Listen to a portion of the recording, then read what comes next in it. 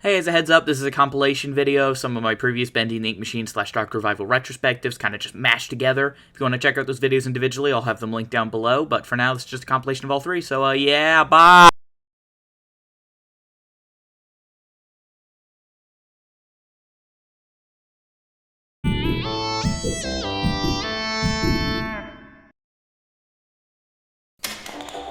Howdy.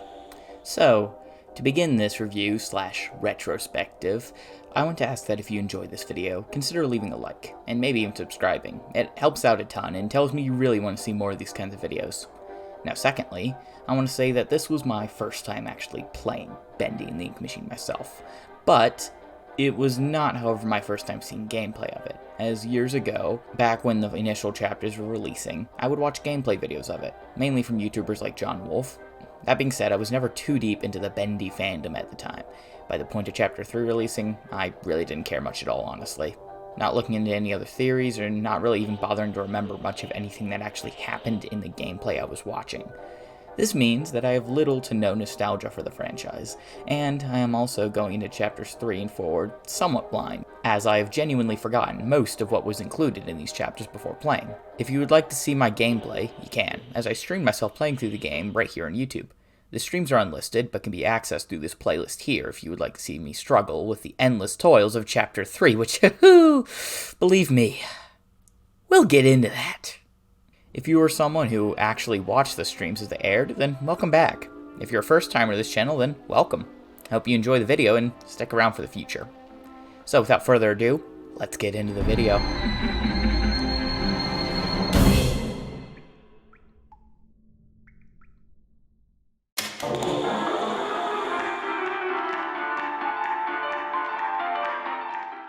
Bendy and the Ink Machine started as an idea, like all games. The idea here being to emulate classic cartoons in their respective visual style in a video game. Something that the developers at the time noted as looking creepy, and thus they came up with the idea of Bendy, as a monster that could hunt the player through the newly developed setting.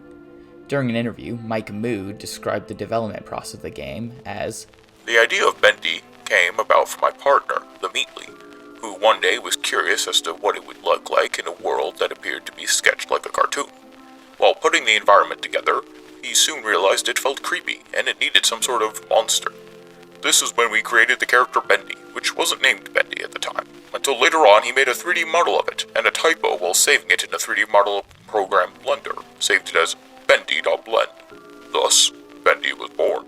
Mood also notably commented in another interview that the game was heavily inspired by the BioShock franchise, with both games taking their horror elements from the 1920s-esque setting, as well as drawing comparisons between Joey Drew and Andrew Ryan, both characters from their respective games, whose ambitions grew too great and eventually led to their downfall. Mood commented that the first chapter of the game, entitled Moving Pictures, was made in just 5 days, from start to finish, releasing on GameJolt on February 10th, 2017, with the second chapter being made in only 6 weeks, releasing April 18th, 2017.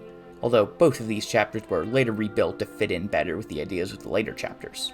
An important thing of note about the game is that since Kindly Beast Games, the indie studio behind the game, was so small, they have no QA team or playtesters, meaning that the developers also serve as the playtesters, which of course means that since they made the chapter, they have no issues running through it with ease, although fans likely will not have the same knowledge that they do. And this is what led to Chapter 3 being one of the most divisive upon its release on September 28, 2017. This chapter was also changed soon after its release, with a patch update released soon after, although, unlike the first two chapters, it was not rebuilt from the ground up, thus meaning that many of the flaws present originally are still very much so persistent in the third chapter. The fourth chapter would not see the light of day until the following year, with it releasing on April 30th, 2018. Finally, the fifth and final chapter released on October 26, 2018, thus marking the end of the main game's development cycle, ignoring smaller patches released after the fact. As the game released, it quickly garnered a huge following, a mainly child audience, something that is still surprisingly strong to this day, nearly 4 years after the release of the last chapter. However, critically, the game did not do too well later on. Chapter 3 was the first chapter to be widely panned for its monotonous and repetitive fetch quests, which seemed to go on forever with little to no substance to keep the player engaged. The game was also riddled with bugs which, again, persist in some ways to this day, despite all of the patch updates. The game also received lots of criticism for its story, combat, and other gameplay elements, which I will delve into deeper in a later segment. Overall, however, the game was a financial success and would serve as a catalyst for a whole new gaming franchise.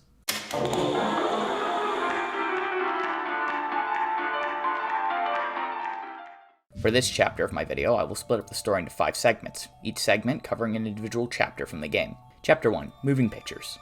Henry Stain, yes, that's really his name, just go with it, receives a note from his old business partner, Joey Drew. It informs him to return back to the animation studio he and Joey worked at, as he has something to show him. Henry obliges, and the game opens with us entering the studio, although despite having worked here in the past, it is clearly just as foreign to Henry, who remarks and comments on how different everything is since he was last here. As we explore the seemingly abandoned studio, we stumble across what appears to be a physical incarnation of one of the cartoon characters, Boris the Wolf, who is lying dead in an operating table, and with his ribcage ripped open, his heart having seemingly been ripped out. We then continue exploring, and discover the titular ink machine with an ominous music stinger that just screams, "Shit's about to go down!" So, like all horror protagonists, we ignore the warnings and venture in deeper. Eventually, we turn on the machine, which summons a mysterious ink demon that begins chasing us through the facility as we make a run for the exit. But right before we reach the end, the floor below us collapses and we fall down the floor below. Eventually, we run to a safe room, and after standing atop a ritual circle in the center of the room, we see flashes of vague lore shite as the chapter ends on our character blacking out. Chapter 2, The Old Song. We reawaken in the safe room and grab the nearby axe to continue forward into the music department of the studio. Here we are ambushed by some ink creatures, introducing the game's horrible combat system. But I'll try to keep my opinions for later. Thankfully, we don't have to use it much in this chapter. After taking them out, we explore and solve some simple puzzles that result in lowering the ink using gauges that open the way forward. As we finally open up the exit, we are knocked out before reaching it by this mysterious feller, and we wake up strapped to the wall in his basement. Wait. Anyway, he attempts to sacrifice us to the ink demon from before, but ends up getting eaten himself, and we are again on the run from the ink demon. After another chase sequence, we block off the way behind us, only to see a can roll out from the corner. Come out and show yourself. You do not sound nearly as scared as you should right now.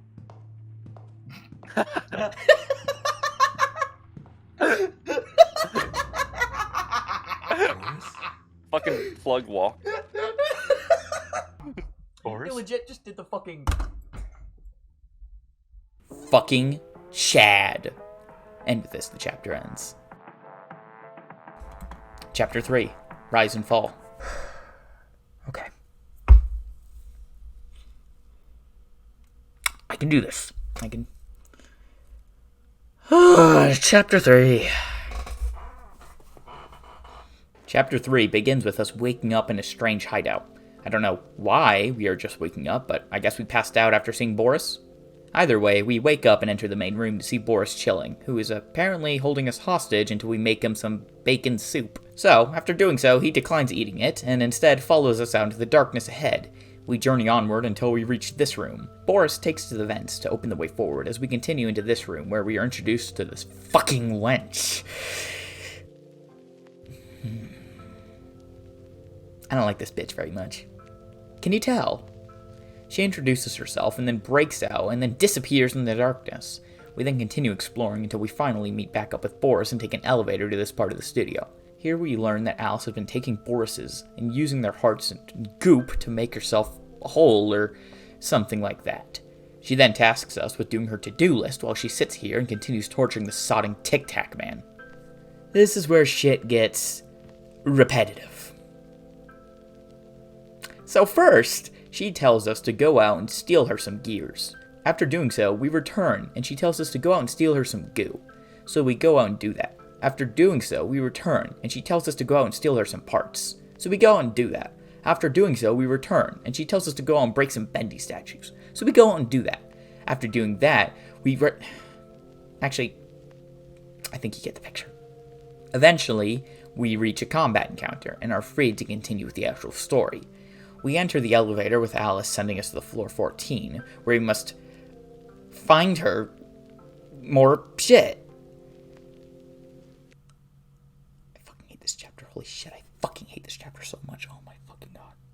finally, after doing this, we return it and are able to move the fuck on.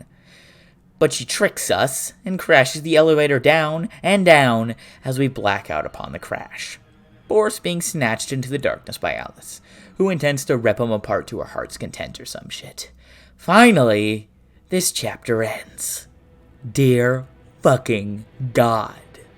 Chapter 4 sees us waking up at the base of the destroyed wreckage of the elevator. How we are still able to walk is beyond me. We continue on from the wreckage and begin exploring the new area before us. We come across various carnival-themed areas and even a small open area where we can interact with some of the games. I got way better at this ball-throwing one than I would like to admit. Guys, oh my god, guys. What? No! It literally went through it. That was so fun. I don't like this game very much. I think you're just terrible at this game. I'm really good. How does that happen? Okay. Okay. Okay. This is the easy one. Literally, please finish it. For love of Christ. Thank God. Yes! You won! Oh, I already had the achievement. I didn't need to do it anyway. Oh. This was also where my first softlock occurred, as the game failed to open the first door after finishing the games, as it is normally supposed to. Although, I finally made it through, after like 50 playthroughs of Chapter 3, but I'll explain that later. Even still, Chapter 4 is a huge improvement over Chapter 3, but it is still overall, not good.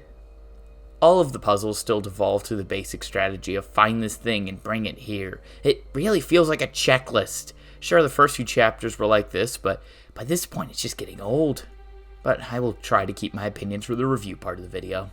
Anyway, after opening this door, we get to another lever that leads to another lever that then leads to another door. I'm seeing a pattern here. Yeah, the next few rooms have individual challenges in them, but overall it's just opening a door to get to a lever that opens a different door elsewhere, rinse and repeat. Finally, after a fight with Bertram in the third door, we open the fifth and final door that leads to a boss fight with, Boris? Yeah, he's been taken and remade into this by Alice. Upon defeating him, he fucking dies, and Henry doesn't react at all. Guess they weren't that close after all. Held it up. I'll just die. Don't worry, I think Boris just did. I saw a Let's Play by John Wolfe where he attempts to use a device that can give you multiple random things in exchange for ink, and here he tries to use a bone to stop Boris in a peaceful way, but the game forces you to take a linear path and beat him up. This wasn't an idea that occurred to me to try, but the idea of using an item like this to actually influence the story in a different way could be so cool. I mean, surely there has to be a reason for this mechanic to exist, but no, it's never used in any way, and this would have been the perfect opportunity. Haha, bitch. Oh well, just a missed opportunity, I suppose. Anyway, Alice begins charging at us, only to get fucking cut down by another Alice and another Boris, and the chapter ends. Huh, cliffhanger. We awaken in a small wooden cell where we see Alice and Boris interacting outside. Boris seems pretty off-put and distrusting of us, but Alice offers us a Sheikah slate to see a bunch of invisible writing on the walls. However, when the ink demon attacks the hideout, Boris makes Alice escape with them leaving Henry behind. However, using the Sheikah slate, we are able to escape and continue on our own. We go on a magic boat ride across a river while being chased by that thing. Eventually, we reach the mainland at a small wooden town, where we are attacked by Sammy Lawrence, who is alive again, I guess. Well, not for long. So after being saved by Boris, who I guess doesn't hate us anymore for some reason, and Alice, we fight off a horde of ink monsters that goes on for so long that I thought the game was waiting for me to do something, but no, it's just incredibly drawn out for, I can only assume, padding.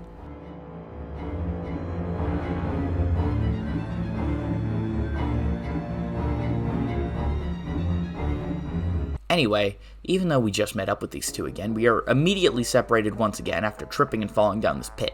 We discover and explore a new series of offices and complete another simple but repetitive puzzle. Finally, we meet up with Boris and Alice again. Alice nearly gives me a heart attack before Boris cements himself as the new best character. Looks like whatever was here was taken long How the ago. fuck did you get here? Did you get down here? It pays to carry a rope.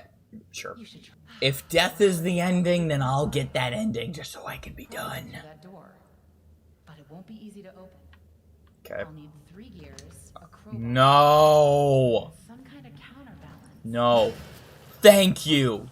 Fucking thank you. I guess. For the love of Christ. Thank you. You're my favorite now. You get a live. You get a fucking live. Thank you.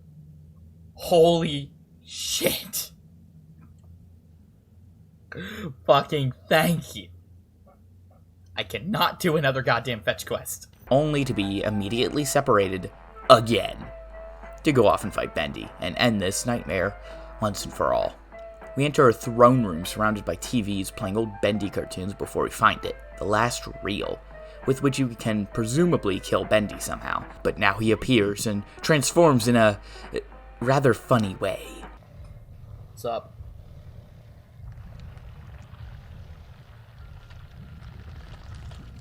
That's unnatural.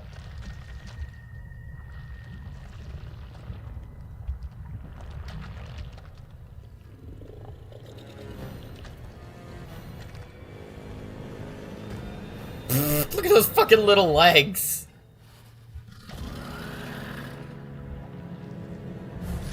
My first response is to laugh at the big reveal of your final boss. That's not a good sign. That's fucking hilarious. Anyway, one underwhelming and rather shite boss fight later, we put the tape in and, well, I'll just play what happens next. Oh, we're going to win this? Oh, no, okay, we're gonna shoot him with a laser. No? Wait, what's happening? I'm sorry, but what? What? What the fuck was that? Okay. Henry, so soon. I didn't expect you for another hour yet. Now you're just trying to impress me. Henry, come visit the old workshop. Oh, is this a prequel? There's something I need to show you. Well, no, because we had the note. What's going on? No, don't you fucking dare. Okay. All right, Joey. I'm here. Let's see if we can find what you wanted me to see. What?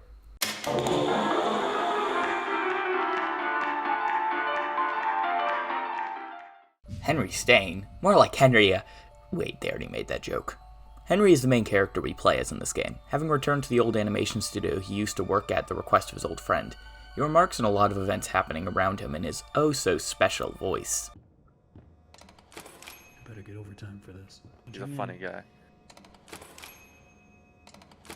Always on time.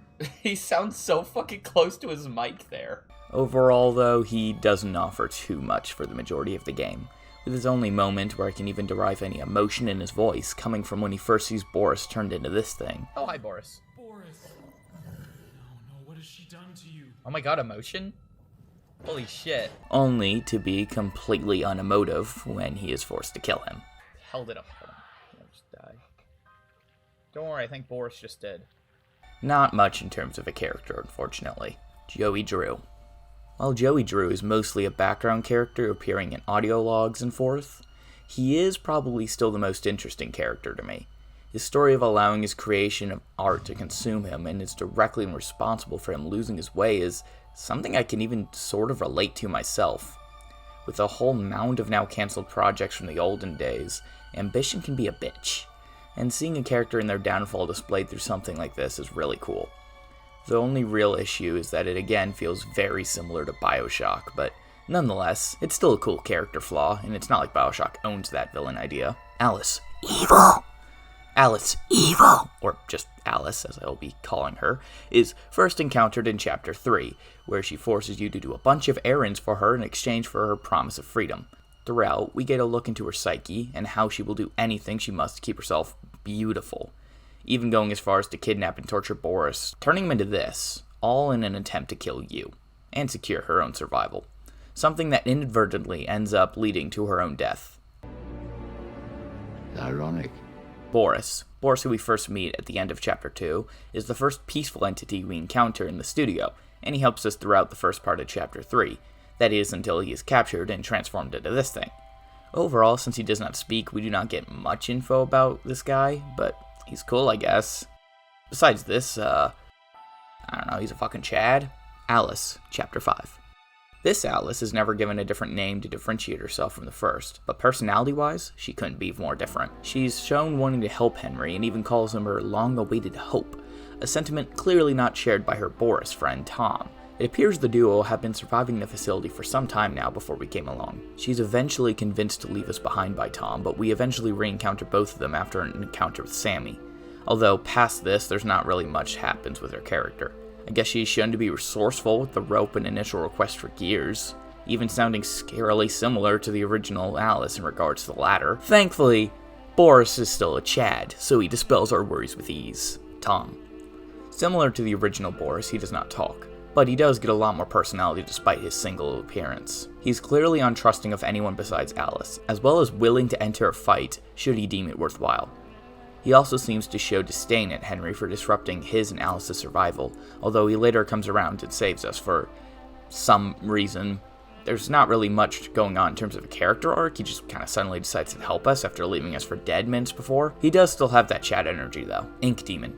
He's scary. That's about it though. There's some theories about who he might be connected to, but nothing is concrete, and as such I will not act as if it is. The game sold itself in a singular story-based game, and as such I will judge its characters based on such.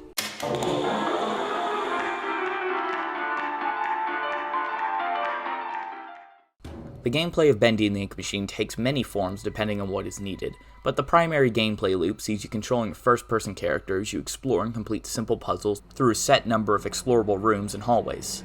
The controls are simple movement, jumping, and if you have a specialized item, being able to use it to do its function. Mainly attacking with melee weapons.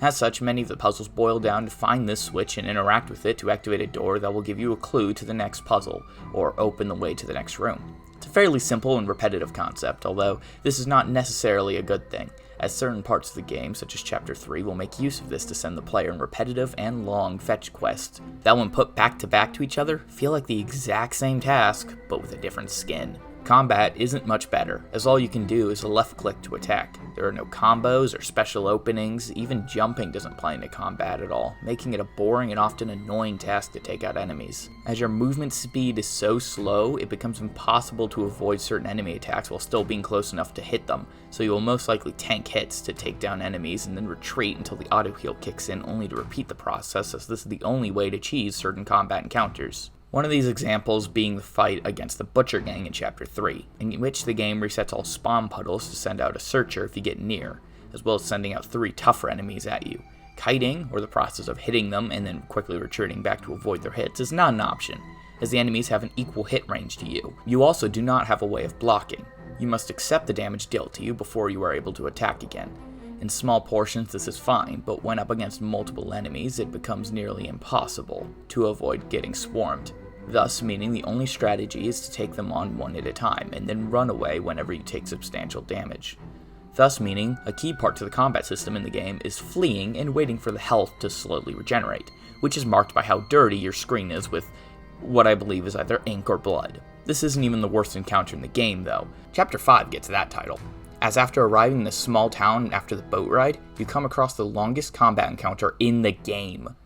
This combat encounter goes on for so long that I thought the game was waiting for me to do something. Like, it was just spawning enemies infinitely until I accomplished a specific task. But in the time I took to look around, a swarm of enemies began spawning and ended up killing me multiple times, as, like I mentioned earlier, escaping swarms can be near impossible with how the combat system functions. It is because of this I can only imagine this was done to pad out the game, and as such I feel no remorse in calling this the worst combat encounter in the game. The combat always made me groan whenever I had to personally use it, and was never something I was looking forward to. Aside from this, there are also specific boss encounters. Now, it is somewhat challenging to figure out what the game classifies as a boss fight, as there are few similarities between them, and they are given out seemingly random intervals. So I will be going off what most fans seem to deem as boss fights. Sorry, Bertram, but apparently you do count. I'm gonna do this game a favor and not classify this as a boss fight. Because holy shit, if I do that, then I just feel bad. Meaning that our first boss is Bertram Piedmont in Chapter 4. Yeah, Chapter 4. That's how far it takes to get to a boss. Chapter 4 out of 5 chapters. Nice. Anyway, maybe it's a good thing that there weren't any before this, because this boss fight is janky as hell. While the reveal and concept of it are cool, the actual fight leaves a lot to be desired. You see, Piedmont has apparently taken up residence inside this old ride, which is stationary, but it has large arms it can use to smash things, meaning that if you stand out of range of this boss, it can't hurt you. That's right, a boss that cannot even touch you if you stand just slightly out of reach. The crux of this fight is sitting here and waiting for it to slam its hands down so you can remove the gears holding it together and then run back to the safe spot. So basically, just sit, wait, run in, back out, only to rinse and repeat a bunch of times. Pretty boring, honestly. But maybe the next boss is better? Brute Boris serves as the second and final boss of Chapter 4, and he's probably the best boss in the game. I know, singing praise, right? So what's his fight like? It's gotta be something pretty special to beat the final boss, right? Well, he charges at a wall, and then you hit him. Yeah, it's the most cookie-cutter generic boss fight you could imagine in a game like this. No originality, no nothing. He does finally get a little more unique in the third phase, where he throws stuff at you, and then you get stunned at random. Yeah. So in summary, it's even fucking easier than the first two. Wow, that's fucking pathetic. And yet it's still the best boss in the game. Sammy Lawrence is the first boss of Chapter 5, although he is also a large reason why I hesitate to call some of these boss fights. From what I could find, some people seem to classify this, but it's basically just a normal enemy, but with faster attacks and more health. So you know the drill. Get a hit or two in, then retreat until you heal. Rinse repeat for like 5 minutes until the game decides you're good to pass on. After beating him up the first time, the collision must not have been made, as the game didn't progress into the cutscene. So I ran around for a couple of minutes trying to figure out what I was supposed to do next, until I went up to hit him and it finally worked, leading to what is probably the worst combat encounter in the game, as discussed earlier. After this, we have the final boss, which takes up 2 phases. The first has you running around avoiding Bendy while you flip some levers, so not much going on. If he hits you, he one-shots you, forcing you to go through the whole respawn cutscene, so that's annoying, but besides that, uneventful. No, it's gonna be a lot of dying while I try to figure out what I'm supposed to do, but I think he might have a set path, so hopefully you can at least memorize that, which will make this easier. Okay. That's awesome. Overall, though, it's not too bad once you realize you can just hug the walls and he can't get you. Then it just becomes, you guessed it, a waiting game, where you wait for a cycle to complete so you can get from spot to spot without dying. At least the levers don't reset from the beginning when you die, like some games. The second phase is the more exciting one, where you let him run into the pillars so he's stunned. Only now you don't even attack him after he's stunned. You just wait for him to come back and run into another pillar. So yeah, those are the 4 bosses. Fucking dog water. All of them.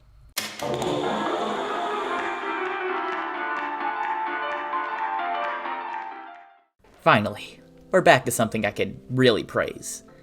Because the soundtrack to this game is fucking amazing. The way it perfectly emulates the classic sound of those old and iconic cartoons. It feels like the music was ripped straight from the 60s. This soundtrack's gonna be split into 2 parts. The songs heard in the radios, which is in-universe music, likely from the actual Bendy cartoons, and the non-diegetic music that we as the players hear. This includes things like chase music or the droning ambience heard in the halls of Joey Drew Studios. All of it is incredible, however, composed by the Meatly, who is also one of the lead devs. The music perfectly suits every scene it is in. It's also just pretty good on its own outside of the game. They even included some covers of their YouTuber songs that would pop up from the fanbase, such as the game's Build Our Machine, showing up via radio in Chapter 2.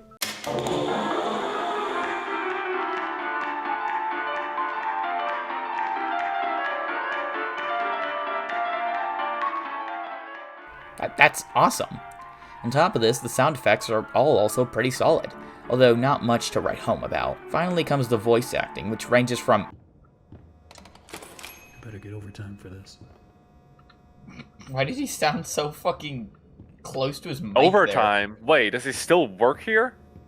Oh, he's being funny. He's a funny guy. Always on time. He sounds so fucking close to his mic there. 2. Now we come to the question. What question? I'm good at Do I questions. kill you? Do I tear you apart to my I don't heart's like that question. delight? I don't- The choices of the beautiful are unbearable. Oh, like Freddy Fazbear. How's a girl? Me and my friends found the main character's voice so funny that we ended up using the save system so much that it permanently fucked up my save file for the first time through. I'm not joking about that. But, more of that story later. Overall, the voice acting is a pretty mixed bag, but even at its worst, it's never Pauly Shore Pinocchio levels of bad. Father, when can I leave to be on my own? I've got the whole world to see. And it still fits in with the world. Who knows, maybe Henry is just completely unemotive when prompted with man-made horrors beyond his comprehension. Also, the clip where he first sees Boris is fucking hilarious, so I'm playing it again. Oh, yeah, this is when we need Boris. Someone there? I know you're in here. Come out and show yourself. You do not sound nearly as scared as you should right now.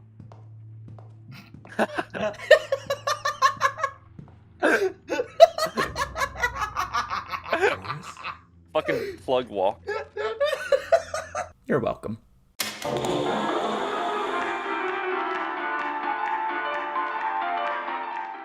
The graphics and textures of this game are something I certainly won't diss. I fucking love the way this game looks, which is good considering the entire game was built on the concept of the visuals alone. The sets really do look like sketches adapted to a 3D setting, and it really pays off in selling this game's unique atmosphere. This is something that remains great all the way through the game, and from the looks of the glimpses we've gotten of the sequel, this aspect will only continue to improve.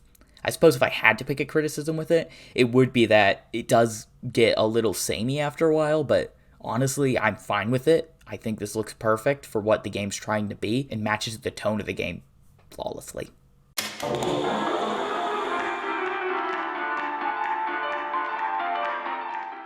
So, as I mentioned earlier, I decided to do something different for this video when capturing gameplay than I did on some of my previous videos. So I chose to stream all of my gameplay of this live, right here in the channel, so I can actually go back and witness my exact reactions to everything.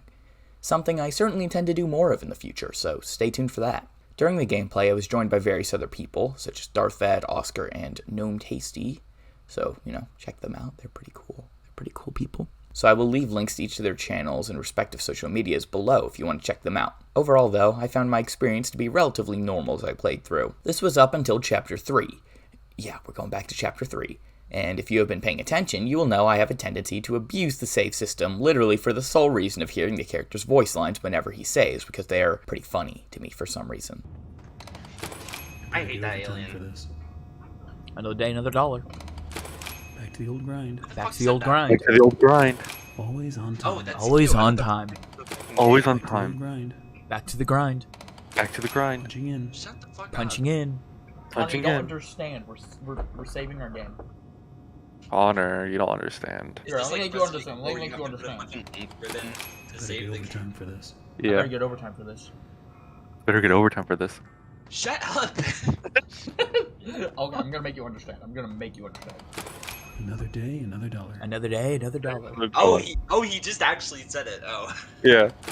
the The main grind. character is Back to the old grind. Now, at this part in Chapter 3 is where I really began to abuse it, and sure enough, it fucked it up so bad to the point where the saving system apparently wasn't working for some reason. Only issue? I didn't realize this until I closed the game and reopened it in an attempt to get the game working again due to a soft lock in Chapter 4. Can you guess what happened when the game opened back up? Please, we've been good. Fuck. Yes, Oh please. my god. AMG. Hi, AMG. Please, kid. No!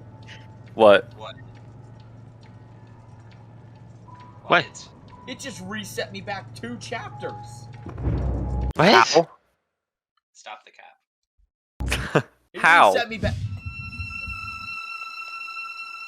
What? How? The game had reset me all the way back to the start of the worst chapter in the game. Now, I've gone over why this chapter sucks monkey balls in the story section, so now multiply that by 2 in my playthrough. So I finally reached the ending of Chapter 3. Literally all I had to do was press a single button in the elevator to get back to Chapter 4, but the button wouldn't press. I tried, and tried, and tried again, but nothing. The game had soft locked again. So, I reluctantly left the game with the intent of re-entering. Only for this to happen.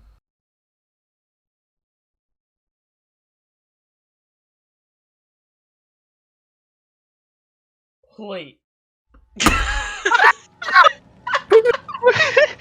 Well, are you ready to do it again, WILLJEUM? This game is so fucking dog shit. Holy god. Ready to do it again, WILLJEUM? Ready to do it again? Let's shoot for 40. Let's shoot for 40. Oh my god, I need to see your face on the stream. Let's shoot for 40. Oh, that is too fucking good. It's awful. That's What actually the horrible. I had to replay Chapter 3 for a third fucking time. I'm sure you can imagine my rage at this point. So this time when I booted it up, I would leave after every save to make sure it was actually saving, and now that I was checking, it seemed to actually be working. So I just had to do this for every save going forward. Kinda sucks, but whatever. So I continue, understandably peeved at the game. I decide to take my undying rage out on Boris, who chose to move too slowly for my liking. You're so interesting. I like how smug he looks. I have to say, I'm an instant fan.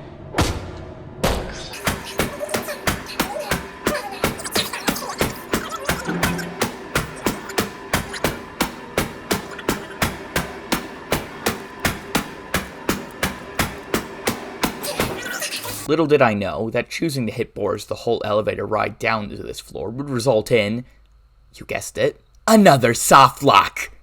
My game was soft locked again. But guess what? Now that the game is soft locked for a third fucking time, guess what it does? It fucking saves. The game finally decides to save after the soft lock, thus rendering the entire save file up until this point completely unplayable. I had to start all over from Chapter 1 again. It's horrible. God, I have to do this all again. We're only just now getting to the beginning. Wait, please tell me it's not soft lock again. Oh. I think it is. Yeah, it's soft lock. What the fuck? I have to be forgetting something. It. I have to. I genuinely think that we just fucked the game by saving so many times. Yeah, this poor game can't handle it. Yeah, I'm looking up a guide. Okay. Okay, we need Boris up here. Do I have to get Boris out of the elevator? Is that why it's not letting me? Because for some reason he didn't get out of the elevator to begin with, and now we went down. If he's not in the elevator, we're actually fucked. Like, this entire save is corrupted, and I have to start from Chapter 1. But why does Boris need to be there? Thank God. Okay, go. I thought he. Go!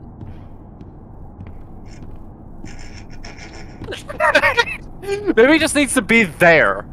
Like, maybe he just needs to be right there in order for it to progress. This elevator better not be fun. Like, you can't just move the elevator. Oh my god, what? You just need to start a new save. I do! I think you have to at this point. I think this one is just fucked. You saved it so many fucking times. Actually unplayable. 5 hours, and we have to start over. I'm so fucking livid. I'm so fucking pissed. Oh my God. Most people would stop here. Hell, my friends were begging me to stop. If only I'd taken their advice, but like all horror protagonists, I ignored the warnings and pressed onward. And let me remind you, I am not making any of this stuff up. It is all archived on my stream, which you can find in this playlist here. I played my way back up to the beginning of Chapter 4 off stream in a new save file, and thus began my second and final stream in this game. So I booted up the game, and was greeted with... So, yeah, you can see I kind of rushed through. Wait, why does it say Chapter 3? No. No. Please be chapter 4. That's not chapter 4. That's not. Oh no. Okay. So, last time I had to replay chapter 3 a couple times. Okay. Game deleted some of my save data. That's awesome again. Okay. That's how you know it's gonna be a good fucking playthrough. Oh boy, we're back. I just want to sleep, man. I just want to sleep. I'm so fucking tired of this shit, man. So fucking tired.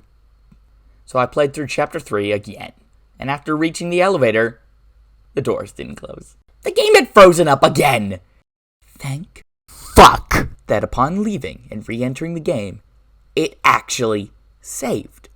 And furthermore, let me progress to chapter 4. But the fact that I've had to play through this chapter so many times is fucking unbearable. From there, my experience playing through the game was about as normal as you can expect, given the other small bugs and poorly designed challenges. But yeah, this chapter 3 saga was unreal, to put it mildly.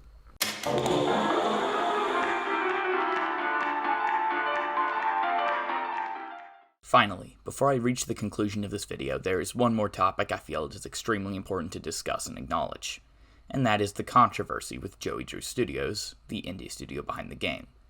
Now, I won't go into too much detail, as there is a great video by a YouTube channel titled Chris Portal, with all the in-depth stuff that I would highly recommend watching. I'll leave a link below. But to summarize some of the shit that went on behind the scenes, Mike Mood, the co-creator of Bendy, is known to be a pretty toxic person behind closed doors. There are accounts of him taking the files from the at-the-time in-development Showdown Bandit game and scrapping all of it, creating a much worse product in the process, and then releasing it with the credits to people who'd worked on the far better version still intact, thus passing the blame onto them for the poor product. As well as canceling said game after its first chapter failed to live up to merch sales. Yeah. It is also said that he fired almost 50 employees right before the Christmas season, the season in which job security is most fucking important, after telling them that their jobs were secure, thus meaning that they didn't have time to prepare or begin looking for new jobs. On top of this, he forced them to sign an NDA, or non-disclosure agreement, which we can only assume is regarding workplace harassment of some kind, a theory that is posited by some leaked Reddit posts. All of the ex-employees sort of had to sign this agreement, though, now that their livelihood and only source of income at the time was at risk, thanks to this fucking scumbag. On top of this, there was a whole load of other shit that happened and is still happening to this day, but again, I would highly recommend watching this video as it sums it all up pretty well. Needless to say, though, this kind of activity is another reason why I cannot, in good conscience, recommend anyone buy this game anymore, as we'll only continue to support these shitheads in charge.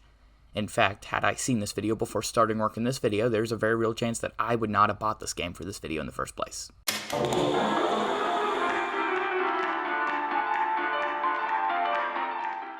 So here we are, at the end of the video. I suppose to summarize my thoughts on the game as a whole, well, I'm not really a fan, if you couldn't tell. The story aspect makes no sense and reeks of it being made up as it went along, with characters being introduced and then killed off at a hyper pace. The gameplay being a repetitive slog to get through, and the charm of it being from an indie studio being massacred and ruined by the ugly truth behind Mike Mood, who would directly profit off of both sales of merch and the games. This game really is a shit show, and that's ignoring all the bugs and glitches as well. And an ironic one at that. Joey Drew as a character perfectly embodies someone who wanted to start an honest business and got lost along the way, with greed and ambitions clouding his better judgment until it all comes crashing down. I believe we are witnessing that crashing down now for Joey Drew Studios. Rumors are saying that Bendy 2 will release sometime this year, and I wouldn't be surprised if it goes the same way as Showdown Bandit and flops, leading to more layoffs and eventually the cancellation of all future Bendy-related material. Or it will succeed, again like the first one. More merch will get pumped out and the cycle will only continue. I don't know the future for sure. All I can do is sit here and make assumptions, but this is something we see all too much in the gaming industry now with AAA studios. So I personally have no interest in following any updates in the Bendy sequel as of now. Who knows?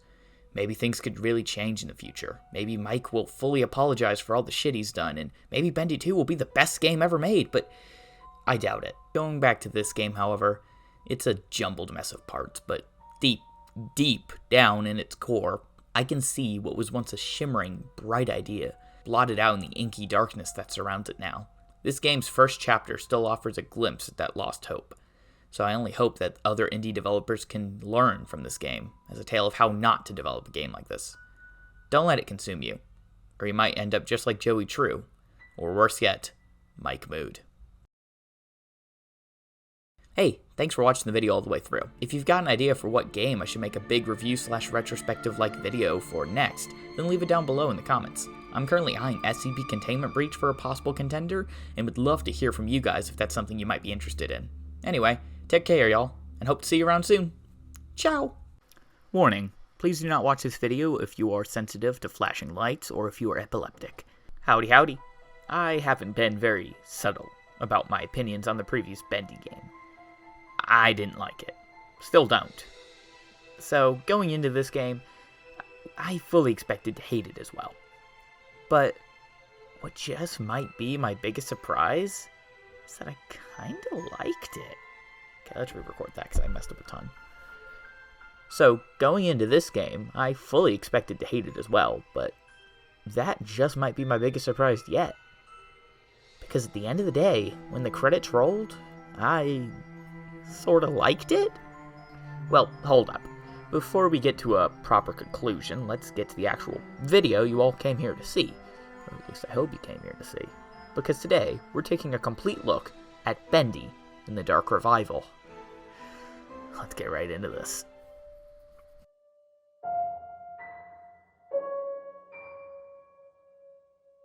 So, as we get into the madness that awaits us, please consider liking and subscribing. It helps out the channel a ton more than you can realize, and shows me you want more content like this. Now, some things to clear up. I went to this game blind, or at least as blind as the chat would let me. Okay, so Trusty Chef's saying we're gonna see again, so thanks for the spoiler, I guess. Thank you very much. And this is because I played this game a mere 3 days after launch, and all the while leading up to it, avoided spoilers like the plague. This means I will be judging this version of the game, not any future patches that might release, so any and all bugs present in the launch edition are fair game for me to discuss here. I think it is incredibly important for games to launch complete, and as such, I will always judge a game first and foremost based upon its launch edition, assuming that's the version of the game I'm able to get and play. You know, not a god here. Another thing worth noting is that I streamed myself playing this entire game. You can find the stream in the iCard above or in a link in the description.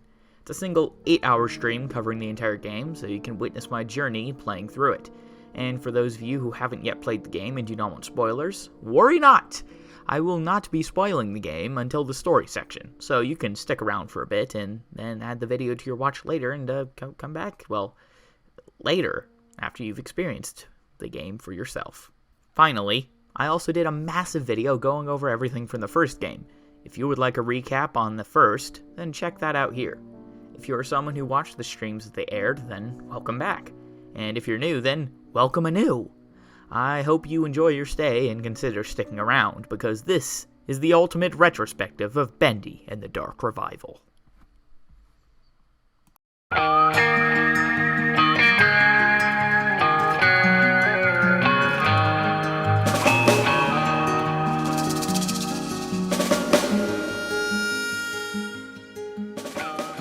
On February 10th, 2019, the first hints that a sequel to Bendy and the Ink Machine was in development were teased, when, to celebrate the 2-year anniversary of the previous game, they released a video entitled From the Desk of Joey Drew, February 10th, 1931. The video features the voice of Joey Drew explaining his excitement at the upcoming year. The end of the video sports text that reads, "Bendy will return," which confirmed that some form of new Bendy content was in the works. From here, weekly videos centering around audio logs from characters from the first game were released, each teasing a new element from the new title. The characters featured in these logs were Wally Franks, Thomas Connor, Susie Campbell, Bertram Piedmont, Samuel Orange, Jack Fane, and finally, Unknown. Each of these videos would again end with the cryptic text from the ending of the first Joey Drew video, all of them except for the final video.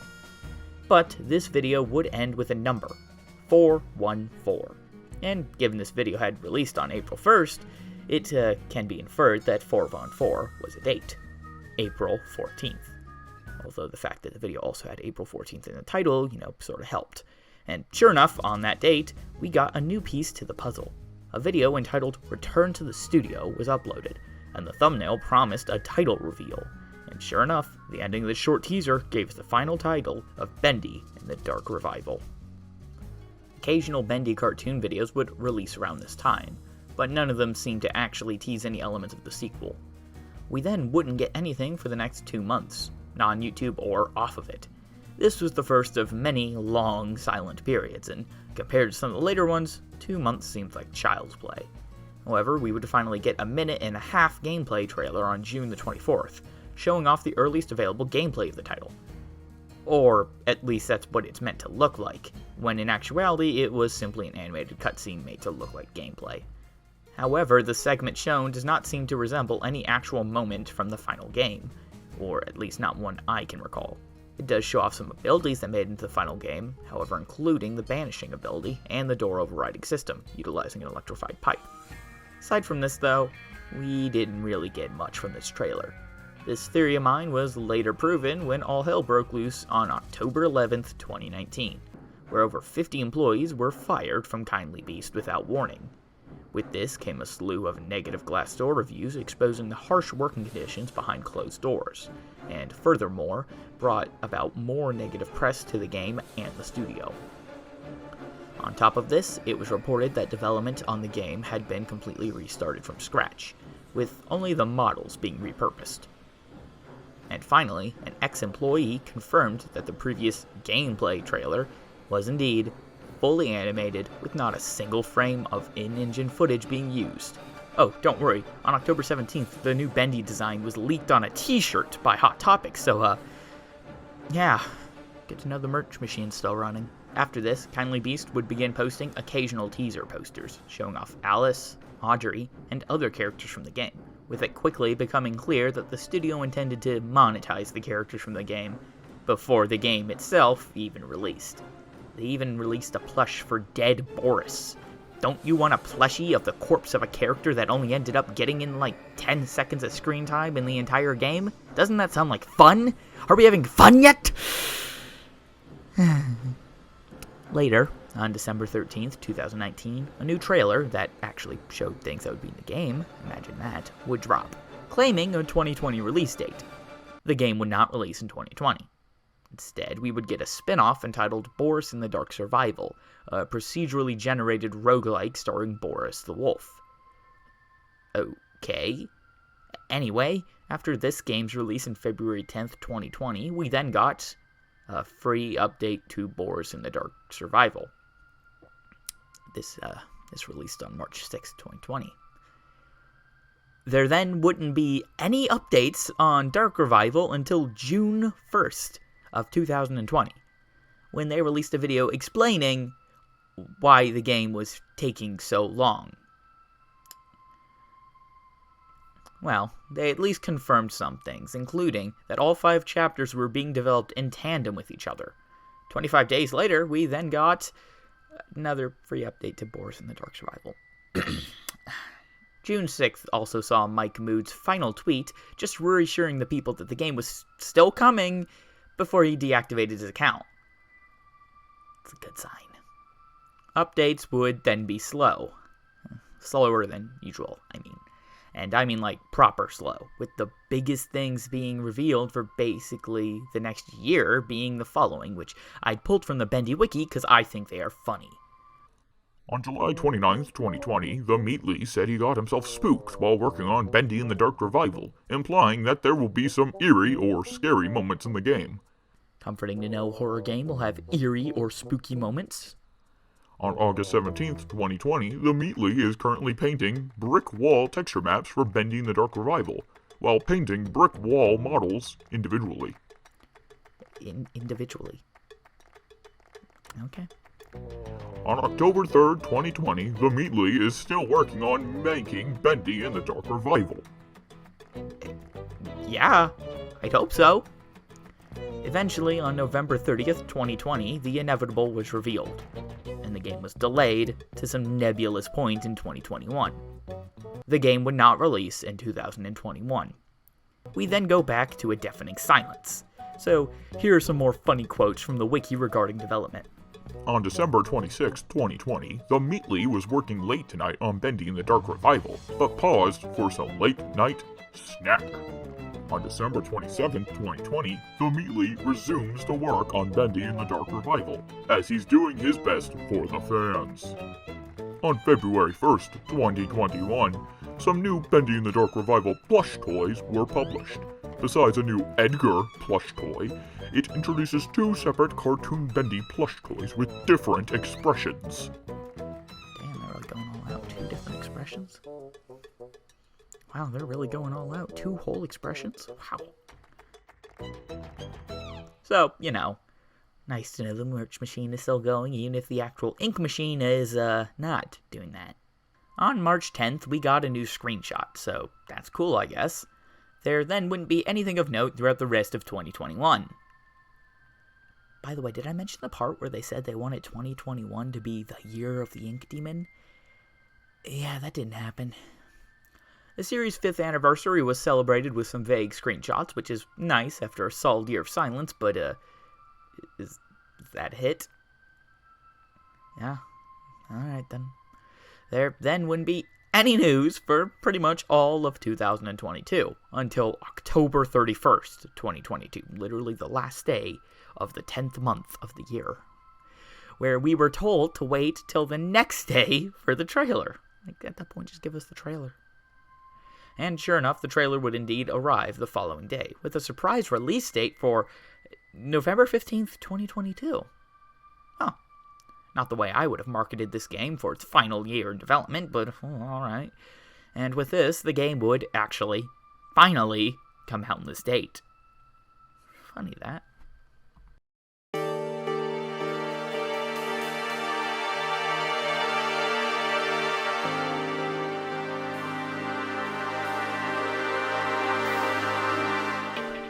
So, after the disappointing, confusing, and clearly made-up-on-the-spot nature of the story from the first game, this title had a lot of heavy lifting to do to not only make the first game make more sense in contrast, but also tell an interesting story in its own right. So, did they accomplish this? Well, working on all 5 chapters in tandem should no doubt help each story beat flow into the next one with ease. So, let's see how they did. Oh yeah, and spoilers. Chapter 1, Drawn to Darkness. We begin as the character Audrey in an animation studio with the prompt E to stand. That last part isn't story relevant, I just thought it was funny. Anyway, as we explore the studio attempting to find an exit, we come across Wilson, the familiar voice from that one audio log all the way back when. You remember then, right? By this point it'd been like 2 years. Wilson takes us into a back room where the ink machine sits ominously. And as it begins to flood the room, Wilson grabs us and dunks us in the saucy ink below. Audrey then wakes up in the cartoonified version of the studio seen in the first game, and she is now half me inky.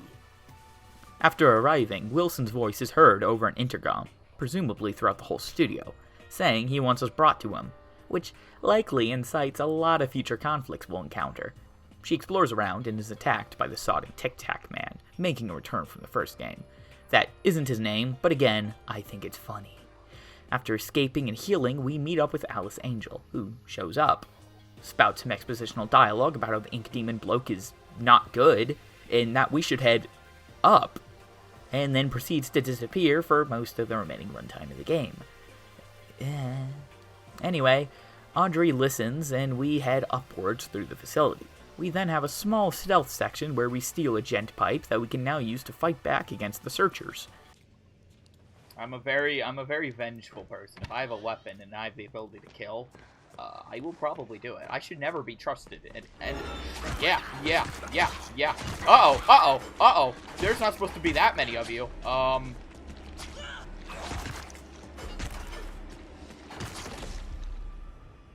Okay.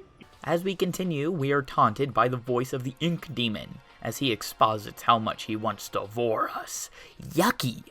And in the end, we close the door, narrowly escaping his wrath, thus ending Chapter 1. Chapter 2, The Demon's Domain. We then encounter a small cartoony version of Bendy, who we then accidentally electrocute, causing him to run away. Then, we reach the next section of the chapter, where we are hunted by the Ink Demon while searching for 5 pictures to open a door, which actually isn't all hellish, as the first game might condition you into thinking it would be. We continue through some pipes until we meet the best character in the game, Porter. Porter only appears in this single segment, so cherish it while we have it. He gives us the ability to teleport. Oh yeah, that's right. We can teleport now. That's cool. We then both fall down a massive tube and backtrack a bit to an area where we had previously seen a massive pit that we can now cross. As we continue, the Ink Demon continues to exposit some dialogue, including possible hints at Audrey's backstory and truth. And, after what had the potential to be a truly hellish puzzle that I got lucky with, we then continue onto Chapter 3, The Eternal Machine. We finally discover the elevator, but instead of going in the up direction, it then does the opposite of that and goes in the crashing downward at insane speeds direction, which, just a hunch, don't think it's supposed to do that. We then have a boss fight with this horrifying thing. After killing it and moving on, we find a memory of Joey Drew, who exposits some dialogue that apparently this ink world is stuck in a cycle that infinitely loops, thus explaining how this game is neither a sequel or prequel to Ink Machine, which had been set up before the game's launch, but rather an alternate timeline of sorts set within the cycle, meaning both games still happened, but at the same time, neither has, if that makes sense. But that second part's also not true, because they both did happen. You got that? Hope you're taking notes. It also seems as the only answer to actually explain what was meant by the ending to Ink Machine. We learn that the Keepers are preventing the cycle from continuing and that we must stop them to rewrite this script of a cycle. We then continue through the sewers, in the process dethroning and usurping a cult leader, which crowns us the new Lord Amok. And we then discover an entire underground city, as well as Little Bendy, that had run from us before. This ends Chapter 3, and transitions us into Chapter 4, The Factory of Horrors. Sounds like a 70s horror movie. I love it. After meeting up with Bendy, we agree to be friends before I immediately decide I don't want this anymore and attempt to behead him. After my attempts are unsuccessful, I then decide to continue with the actual story scripted out before me. We explore the Lost City together. Joey Drew appears again and reveals that Audrey is in fact his daughter, born partly from the Ink Machine, thus making us only partially human. Eventually, we also learn that Cartoon Bendy was in fact the Ink Demon all along, as when he attempts to attack us, he is then melted down by these large electrical pylons. However, it is implied that he is not dead, but merely stopped or prevented by these pylons, temporarily. We enter the Gent headquarters and encounter the Keepers, who see us as a threat, and after they attempt to gas us, we then escape through an air duct and make our way through the facility, avoiding Keepers and eventually making it to the pit. Here we find Henry Stain, the protagonist of the previous game, locked up and held here for breaking the cycle in the events of the previous game. It is revealed that the tape titled The End from the previous game is also here, and that we can use that to restart the cycle.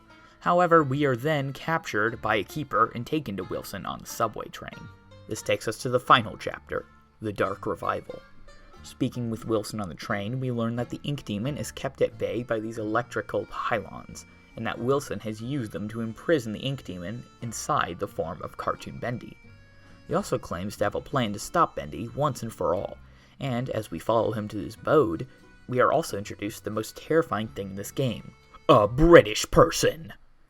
Yeah, I know, I jumped too. The maid named Betty gives us the recipe to a sleeping draught, and after consuming it, we awake in the abode of Twisted Alice from the first game, aka the Fetch Quest Lady. Thankfully, though, we do not have to do one of those here. Instead, we get a fun puzzle to solve. After doing so, we then enter a gunfight with Alice, and as we're about to be killed by her, we are saved by Tom and Good Alice from the first game. in a cutscene reminiscent of her death in Ink Machine. We then avoid more keepers as we make our way out to the back of the manor. After arriving back, Betty asks us to go on an optional side quest, and we then continue down into the final part of the game, where we encounter Wilson's true plan: to put us in a blender. If I had a nickel for every time I played a game which is set in an underground area near trains and that sports a villain who claims to be good only to then shove us in a giant blender, I'd have 2 nickels, which isn't a lot, but it's weird that it happened twice. Anyway, Wilson's plan is to overthrow the Ink Demon and put a new deity in its place, and his plan being to turn us into that deity.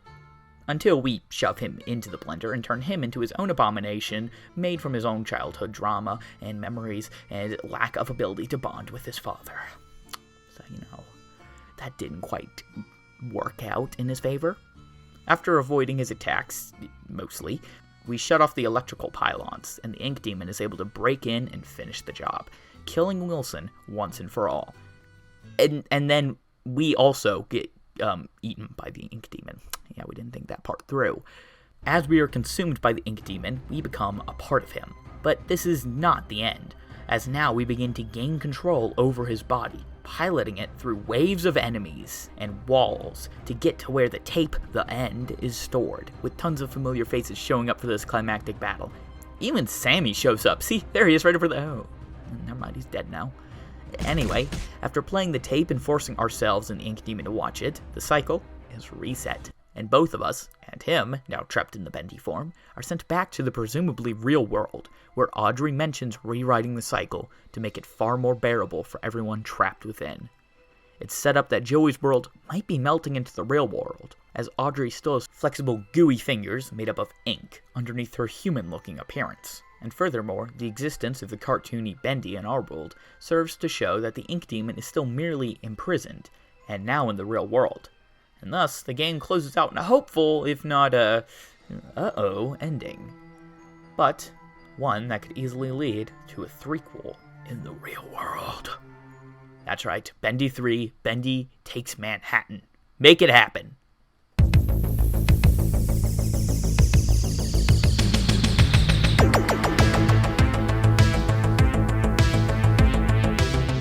So, with this expansive new story, we also have a lot more recurring characters in the first game.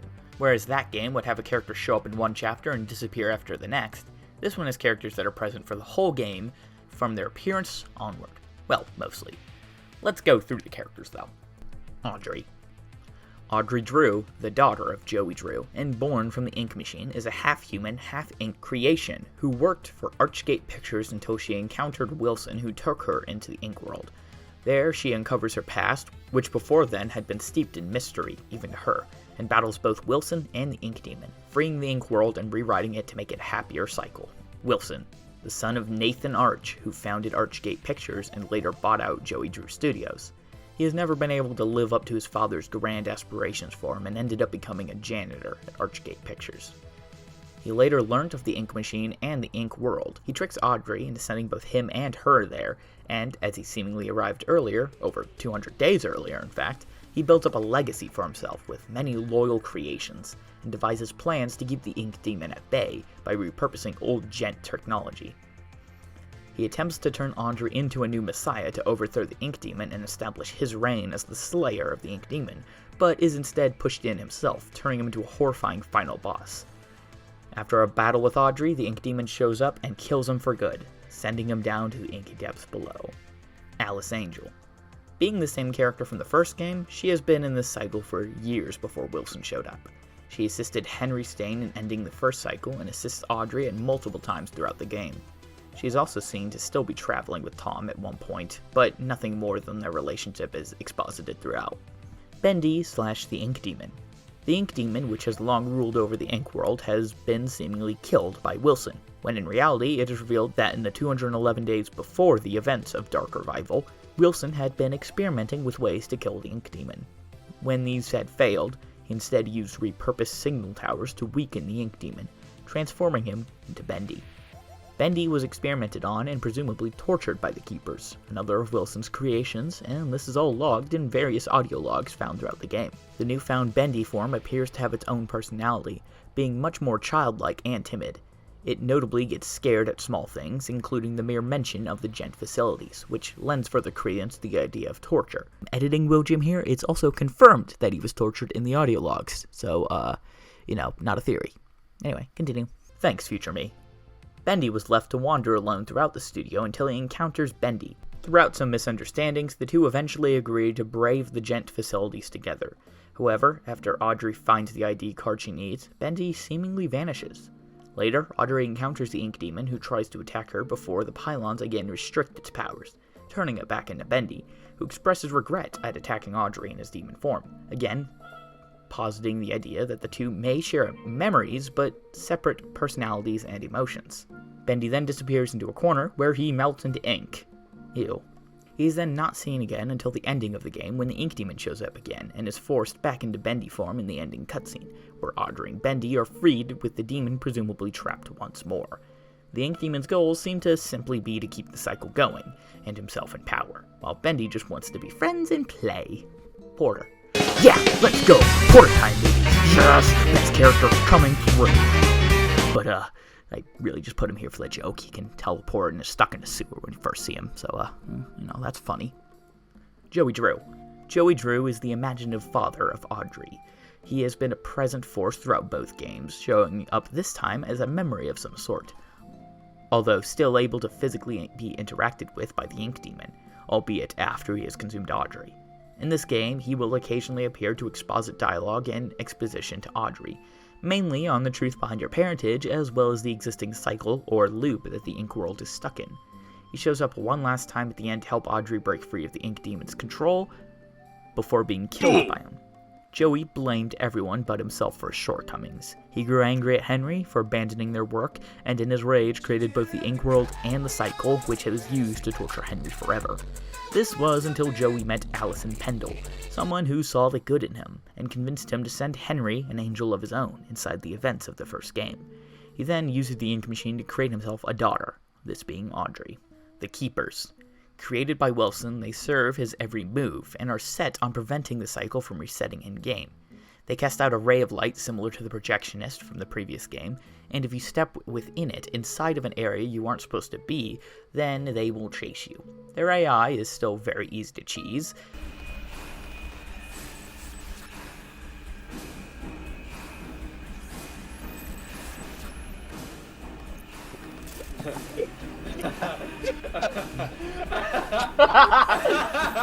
Oh no! Not the elevated surface. Wait, can they get me up here? Yes, I can. Oh, okay. The Keepers are also seemingly responsible for experimenting and imprisoning various characters, such as Henry Stain and Bendy, as evidenced by their audio logs. Henry Stain. The protagonist of the first game, Henry Stain, was stuck in an eternal loop of torture and hell for years, until one cycle he was sent Alice Angel to save him, with which he proceeded to reset the cycle. However, after Wilson showed up, his Keepers imprisoned Henry and caused Tom and Alice to go on the run. Henry explains how the end, came to be used to reset the cycle once again, and allow Audrey to put things right. Wow, with all of this work, he better get overtime for this. Twisted Alice. Just carry over from the first game.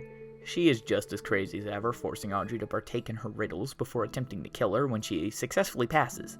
She wants to use her powers to make herself beautiful, and dies in the hands of the real Alice Angel, remarking how Alice herself is everything she wanted to be.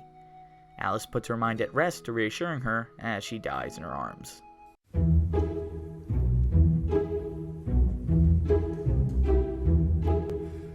So now it's time to get to the gameplay. The core base of the gameplay for this title is similar to that of the previous game. It is a first-person horror game with a heavy focus on puzzles, exploration, and combat.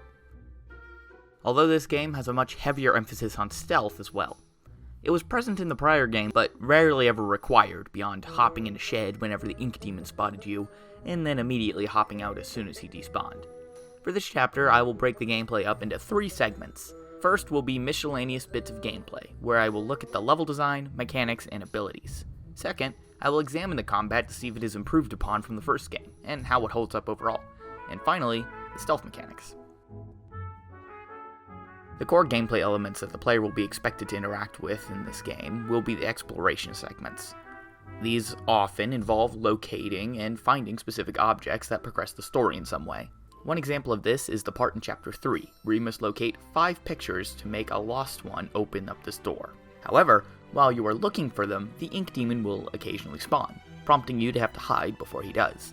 The gameplay here sees you crouching through vents and interacting with paintings to pick them up. Upon finding all 5, you then return them to their easels and are allowed to progress. Most puzzle sections in the game function similarly, with there being something to find, collect, and then use to open the next door. Some of these take the form of code locks, which have 3 slots that can range from 1 to 5 each. The combination is usually written down bluntly somewhere, which did disappoint slightly, as I had hoped for more complex puzzles, maybe counting the candles placed in different areas or something, but in the end the puzzles are quick enough that they do not detract from the experience, even if they are on the simpler side. The only coded door puzzle that I could foresee an issue with comes from the one in the locker rooms, where the code is written down inside one of the lockers. 215, someone remember that. The issue here is in the fact that the locker in question is closed, and every locker in the setting can be interacted with, which could potentially lead to someone having to open up every locker until they get lucky and find the code. I ended up getting luckier than that though, as I found the code by accident before even encountering the lock, thus making my time much easier than anyone who may not have found that specific locker first, like I did. Another type of door lock you can encounter is a panel which you can open using a fully charged gent pipe. To charge your gent pipe, you must find one of these workstations and input a battery to progress. They are usually simply placed right before the door in question, but some puzzles do hide the workstations further out. However, I never had any issues with these, as I always had way more batteries than I needed, so I never ran out. And I would always recharge my pipe after opening a door so that I did not need to locate one before opening the next door. As the charge does not wear down on its own, only wearing out when you use it for combat, which I didn't even know you could do for half the game. And when I did find out, well, I didn't do. The abundance in batteries was clearly done to incentivize you to charge your pipe more often for use in combat, but again, this is an ability I forgot about most of the time and just left me with an overabundance of the resource. On top of these 2 ways of progressing, there are also 2 new abilities, Banishing and Flow. Banishing is an ability I will explain in more depth in the stealth section, so for now I will discuss Flow. Flow is the essential teleport ability that functions like an air dash. Wherever your cursor is pointing, your character will be flung in that direction in a quick burst when pressed. There's a long cooldown period to use this ability, but it can be shortened with the unstable ink upgrades. You can also increase your max health and max stamina with these. The flow ability is used on several occasions for platforming parts of the game that vary from working well to not doing that. Some parts can feel pretty clunky, and having to wait a while after each use can make it feel even worse. There were several times I would think I could make a jump, only to land into an invisible wall, and even some instances where I couldn't make it because the ability hadn't charged fully yet, and would shatter the flow that the gameplay had up until then. No pun intended. Aside from all of this, though, it is possible to locate scraps and pieces that can be used to upgrade your gent pipe, and food that can heal you. The inclusion of these helped to incentivize exploration a great deal beyond the audio logs and memos that would be found around the place in the first game. Finally, you will have a basic sprinting ability, which is a very welcome change from the slow walking of the first game. This time you can actually sprint through the facility at a much quicker pace, cutting down the time spent wandering the same few halls looking for clues or solutions to puzzles. The only issue I had with the sprinting came from the button choice for it on controllers. I played this game with a controller, and there the sprinting requires you to press down on the left joystick, which started to hurt my thumb after long bouts of sprinting, because, well, I sprint through the entire game. This issue could have been alleviated by a simple control remapping area in the settings, but alas, the barren settings do not offer this as an option. In fact, the settings were entirely barren of most options, with very little in the form of accessibility features as well, which could prove a deal breaker for some people. Combat. If you have seen my previous Bendy video, you know that I am not very fond of the combat in that game. I found it slow, clunky, and overall infuriating. Avoiding enemy hits became repetitive and dull, and felt overall like it was a half-baked inclusion. So how does the combat in this game hold up? Not too much better, I'm afraid. That's not to say it's the same quality as Ink Machine, because it's certainly an improvement in some ways, and worse in others. For the most part, however, it's actually kind of unchanged.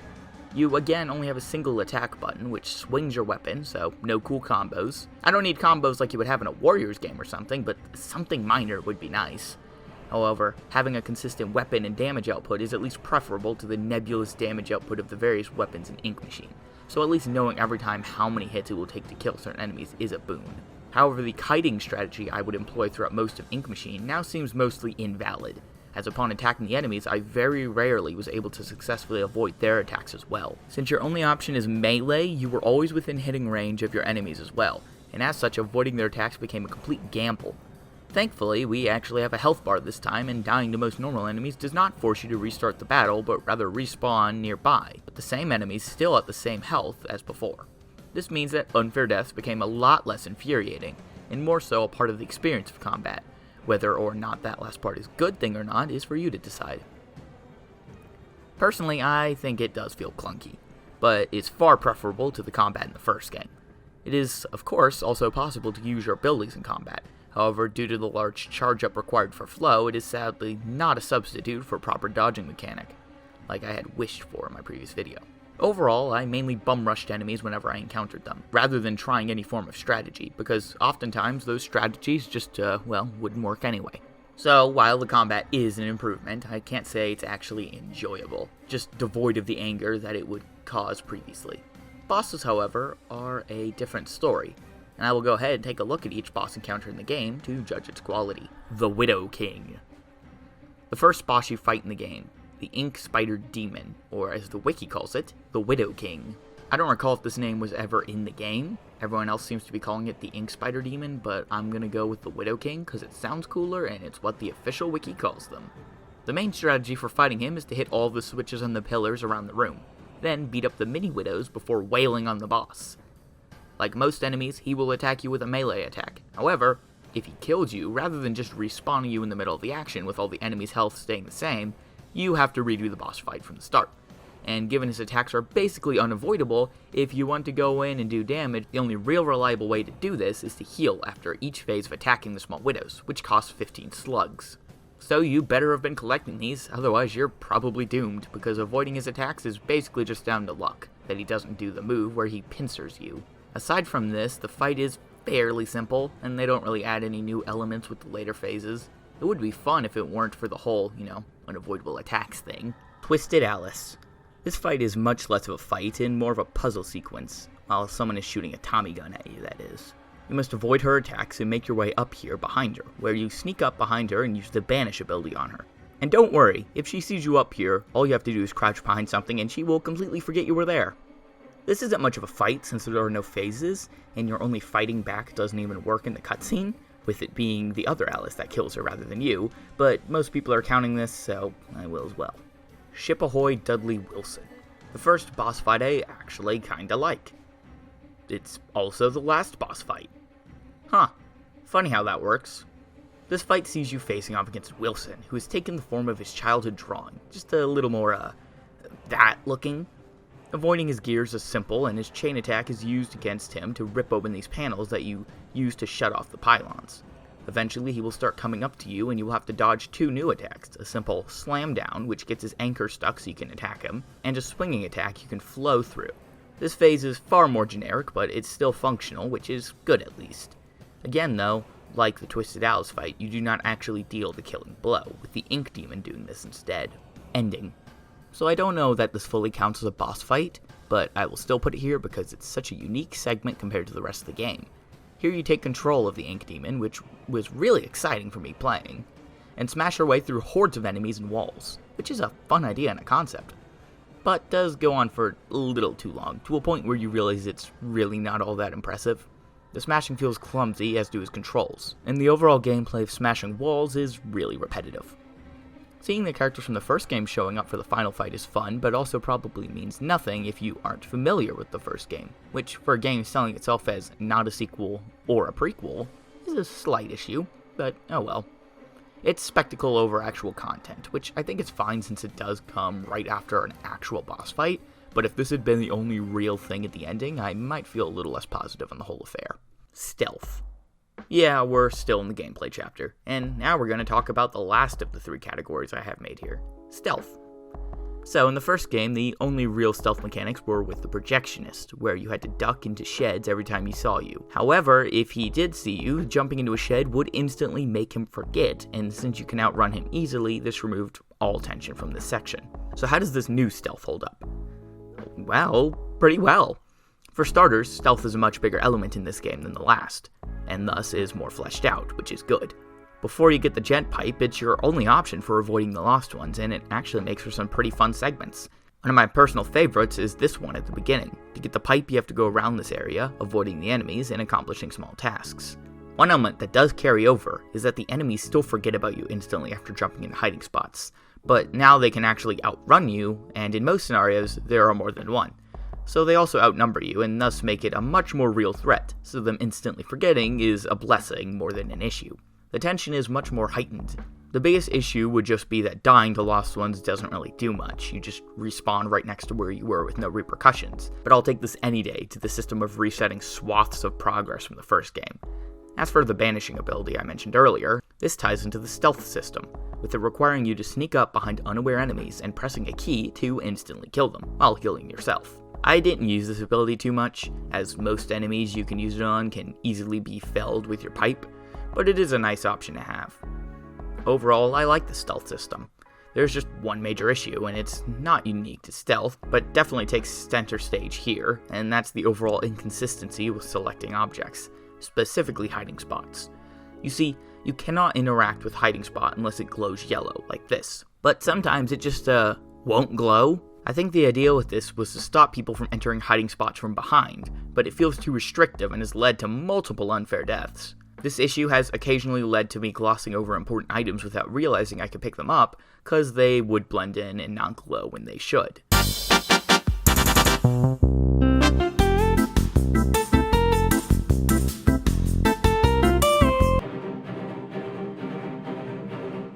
One of the few things I consistently praised about the first Bendy and the Ink Machine was its soundtrack. Even amongst everything else going on, I still think that Ink Machine had a surprisingly decent soundtrack with fitting themes. So, does the sequel live up to it in that regard? Yes. Dear Lord, yes. The soundtrack to this game is insane, from the quaint and creeping piano notes and slow strings heard in Audrey's theme, to the booming orchestral masterpiece of the Crawling Swarm, or whatever the tracks are called. The official soundtrack hasn't been released as of writing this, so I'm just going off fan titles. The tracks in this game are just so good! They each accomplish exactly what they need to, and the recurring motifs help tie everything together so neatly. I love how Audrey's theme is repurposed in so many new ways throughout the game, such as in the track Standing Together, where it's given an epic choir, trumpets, and drums to emphasize the epic finale, with all the characters coming together to support her in her journey, emphasized by all the instruments themselves coming together.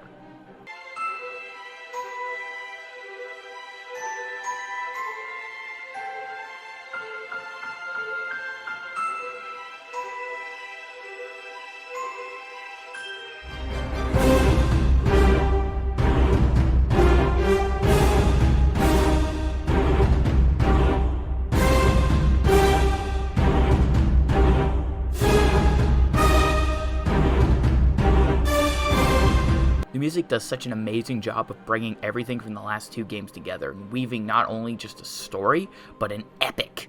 This is a truly cinematic soundtrack, and I found myself humming a multitude of the tracks from the game without even realizing it. I love how in the final boss theme you can hear samples of Sailor's hornpipe to support the pirate theming of what Wilson has become. The drumming urgency behind the raging beast track, and the almost fairy tale-like nature to Audrey's theme, supporting the comparisons to something like Alice in Wonderland even more. Thankfully, the auditory excellence of this game extends beyond just the soundtrack as well. The voice cast is great. I especially loved Audrey's voice. Maybe it's just because I love having a protagonist that doesn't sound like he's whispering directly into the mic for each line, but hell, I have to admit, even hearing Henry's original voice actor come back was kind of nice, even if it was just so that me and my friends could whoop like apes about to chow down on fecal speckled bananas. Yeah, that's Henry. Basketball. Henry. I know that fucking voice anywhere. Another day, another dollar. Better get overdosed to this. Another day, another dollar. Yes! Oh my god, yes! The Ink Demon's voice was also another standout. This raspy and wet yet still booming voice lent a lot of authority to this supposedly terrifying creature. boosted by the sound effect that directly precedes his surprise appearances with that of a thumping, inky heartbeat.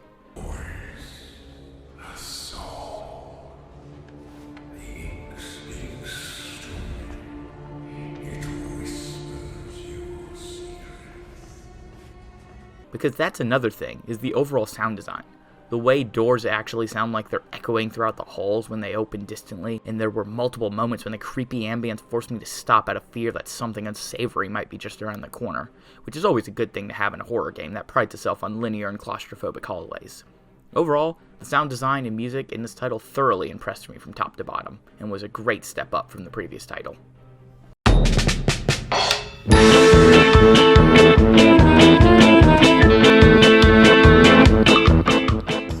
Another subject I praised the previous game for, and like the last chapter, is enhanced tenfold here.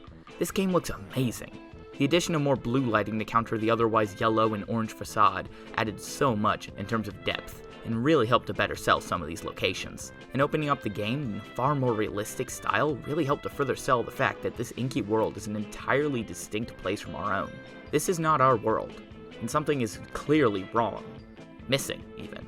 That is conveyed from the second you wake up in this familiar wooden setting.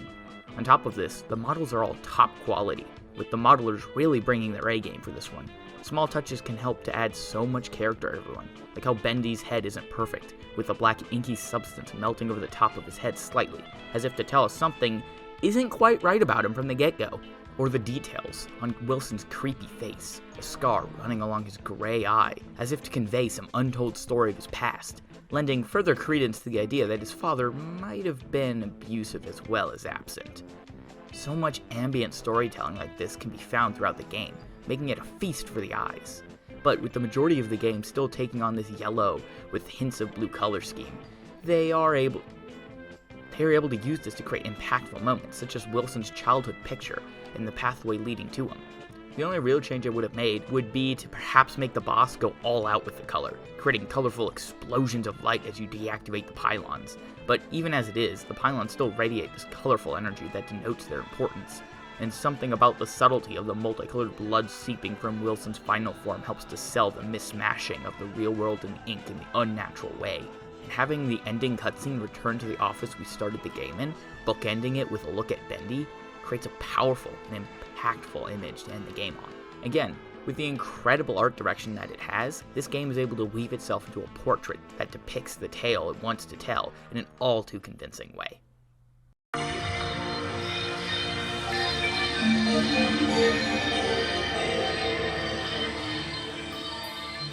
Alright, with all that praise, you might assume it's a perfect game. But no game is ever truly perfect, and sure enough, this game has its fair share of bugs and glitches, including bugged pathing and occasionally bugged spawning. However, if we were to compare this to the first game, then this is all child's play in comparison, because at least this game has a functional save system. Wait. And at least this game doesn't have a super easy to trigger glitch that renders the entire game out for a second. The worst I encountered was how easily it was to bug the AI.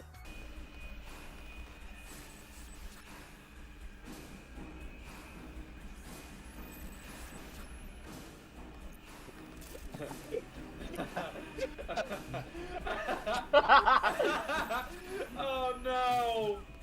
Not the elevated surface. And some enemies that spawned and then proceeded to not despawn correctly. Wait, what?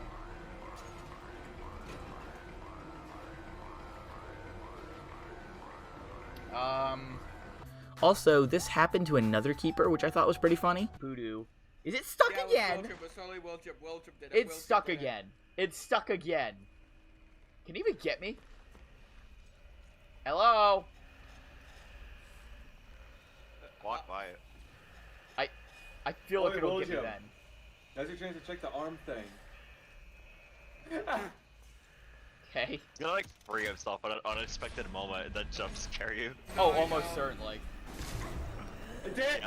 Yeah. God damn, I saw the light and I was like, yep, I'm fucked. Yeah, it seems the keepers have a tendency to get stuck a lot. I also occasionally got this glitch where female lost ones can get stuck, like, on you. They can't seem to hit me, but I can still hit them. Aside from this, I didn't have too many major issues, besides the occasional lag spike, but these were rare enough that it didn't impede the experience too much.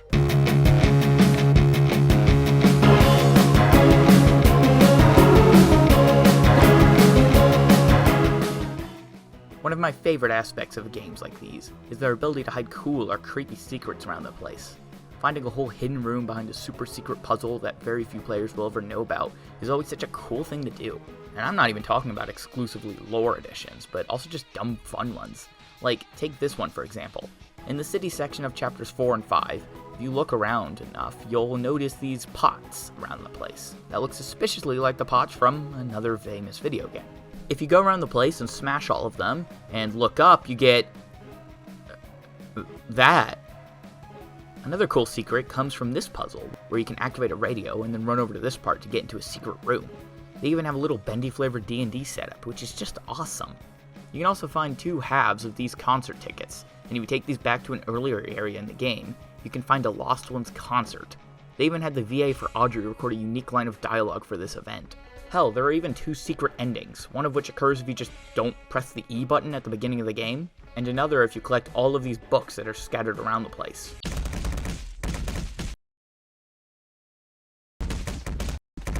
And these are just the secrets that have been discovered as of writing the script. No doubt plenty of new secrets will pop up in the future as well.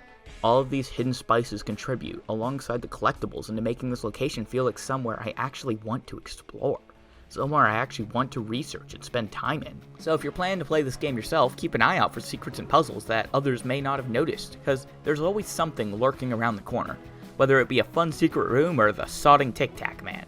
Also, adding this in post, but they recently added a cool new Christmas update that gives Bendy a little hat. How cool is that? Answer? Very cool.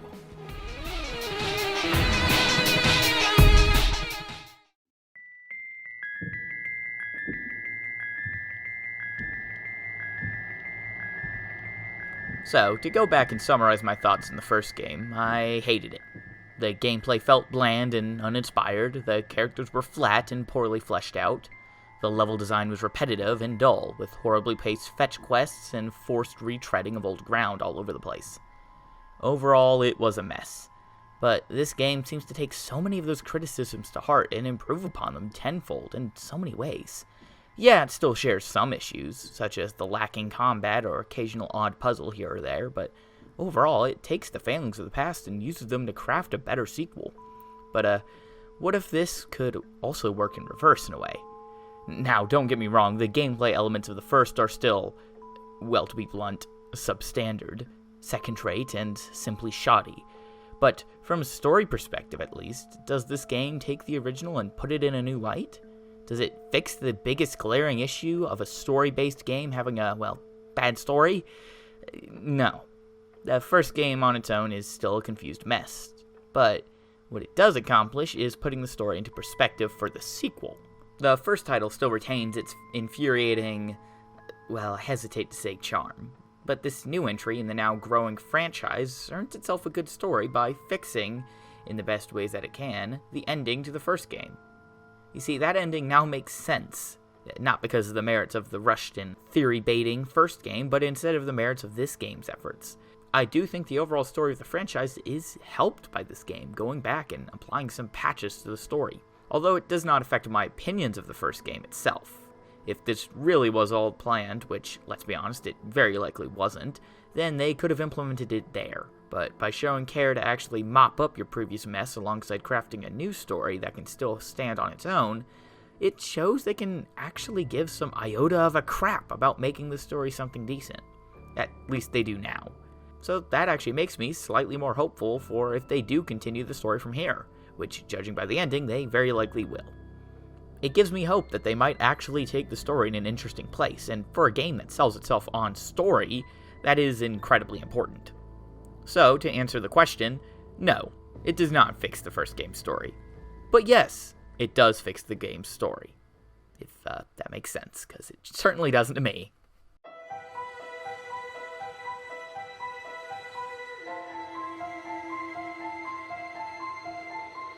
Well, here we are at the very end.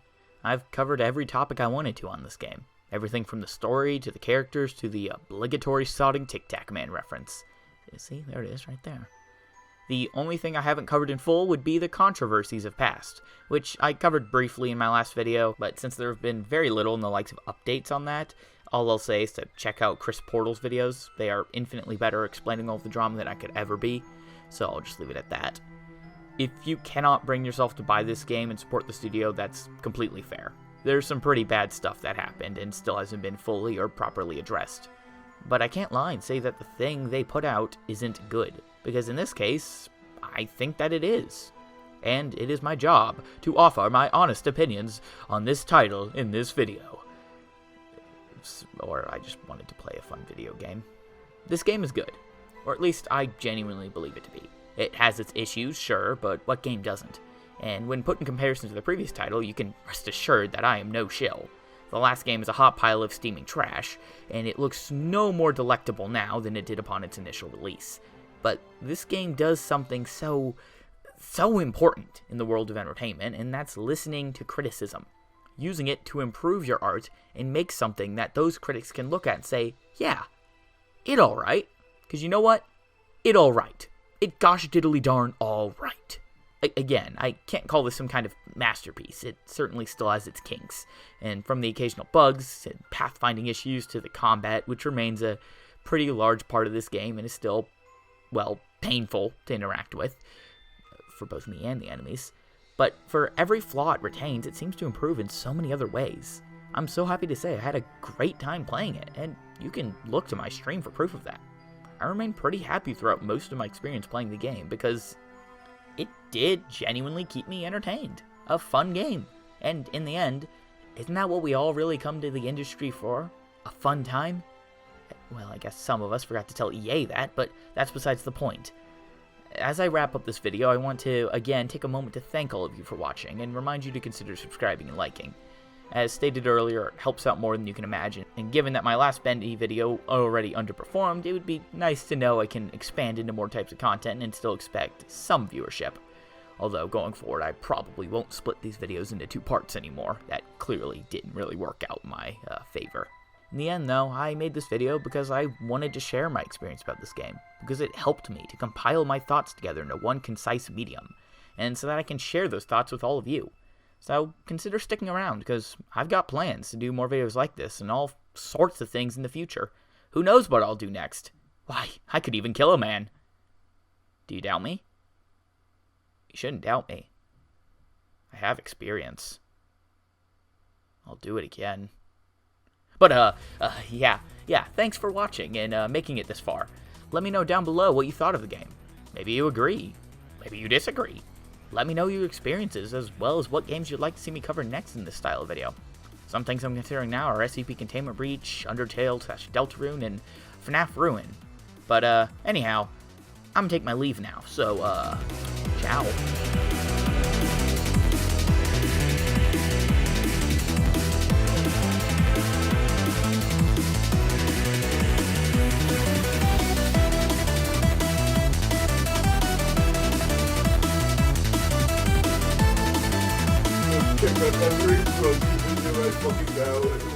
Get back in the shop!